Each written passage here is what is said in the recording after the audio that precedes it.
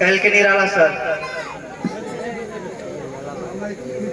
इस सांस्कृतिक कार्यक्रम सह प्रबोधन कार्यक्रम के संयोजक रुपेश जी, सांस्कृतिक कार्यक्रम के डायरेक्टर और शास्त्रीय संगीत के मूर्धन विद्वान आदरणीय दामोदर बाबू युवा महोत्सव में अपनी प्रतिभा से राज्य ही नहीं बल्कि राष्ट्रीय स्तर पर पहचान बना चुके तमाम कलाकार बंधु, राष्ट्रीय युवा महासंघ के तमाम यहाँ के युवा साथी और हमारे साथ आए तमाम राष्ट्रीय युवा महासंघ के साथियों, माताओं और बहनों, नौजवान साथियों, मेरे मुल्क के मेहनतकश मित्रों, अभिभावकों, हम सभी का इस मंच की ओर से हार्दिक स्वागत और अभिनंदन करते हैं।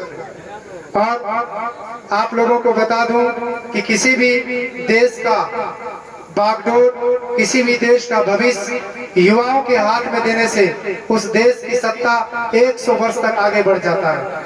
और इतिहास इस बात का हमेशा से गवाह रहा है कि जब जब भी संकट के बादल देश पर मंडराया है, युवाओं ने तूफान बनकर उस संकट के बादल को बरसने से रोका।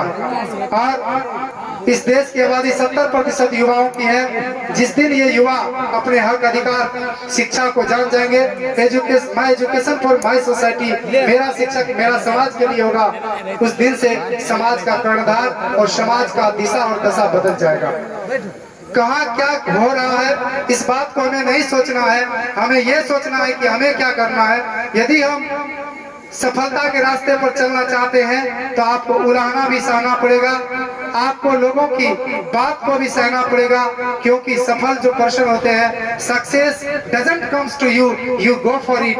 और एवरी सक्सेसफुल पर्सन है painful story and every painful story है सक्सेसफुल एंडिंग। और डॉक्टर भीमराव अंबेडकर जो कि भारतीय संविधान के शिल्पकार हैं, उन्होंने कहा कि जो कौम अपना इतिहास नहीं जानता है वो कौम अपना भविष्य कभी निर्माण नहीं कर सकता।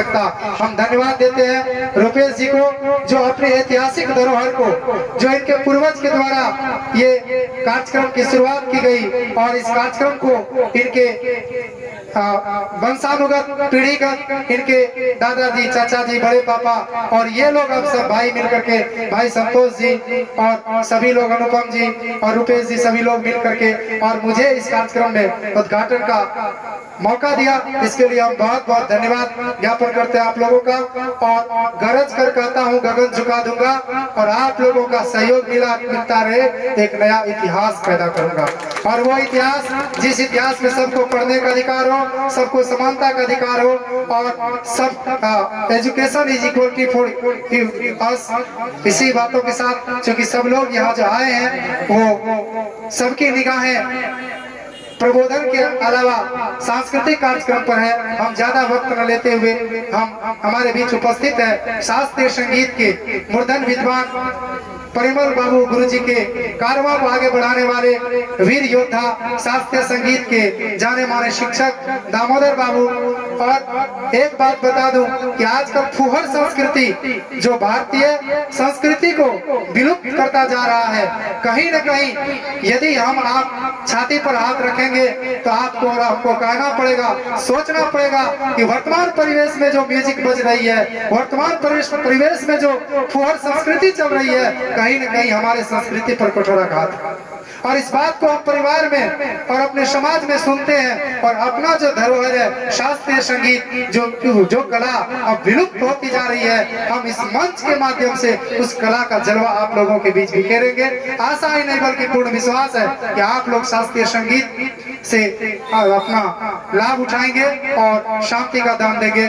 इसी के साथ मैं अपना वाणी को विराम देता हूँ। बहुत बहुत धन्यवाद। जय विज्ञान, जय संविधान।